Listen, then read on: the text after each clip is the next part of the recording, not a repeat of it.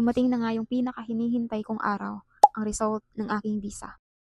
Grabe, sobrang kabado ako. Like, excited ako. I'm so happy na, oh my gosh, ito na, darating na yung passport ko. Pero sa kabilang banda, approve ba? Baka hindi, alam mo yun, baka hindi ma-approve, baka denied. So, samahan niyo ako, please. My God, sana approve. Nasa airport na ako nito, naghihintay ng boarding kasi pupunta na ako ng Manila at kukunin ko yung passport ko doon para malaman kung ano talaga yung may visa ba o wala. Alam mo yun, kasi sobrang excited ko na talagang pumunta doon sa Romania. Kahit sobrang ganda na nakikita ko sa window seat, parang hindi ko talaga siya ma-appreciate kasi yung nasa utak ko, approve, sana matuloy na talaga, sana maging okay na talaga, sana hindi na ako maghihintay ulit ng napakahabang panahon.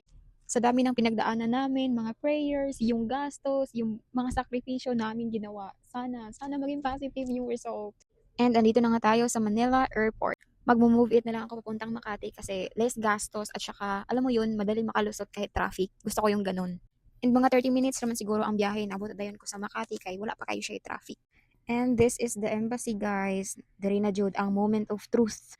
At nakuha ko na nga yung passport ko, hindi na ako nag-video sa loob ng embassy kasi bawal po ang cellphone doon. Bago ko i-reveal ang result, gusto ko lang mag-thank you sa lahat ng sumuporta sa journey ko, sa mga nag-comment, nag-message at nag-pray para sa akin.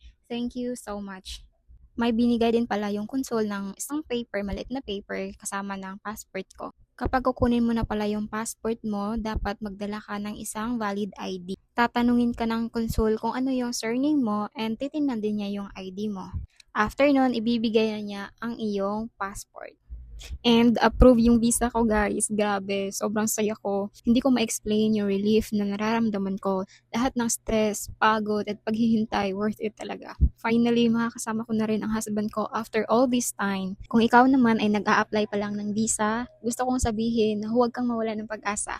Alam kong mahirap ang waiting game, pero kapit lang.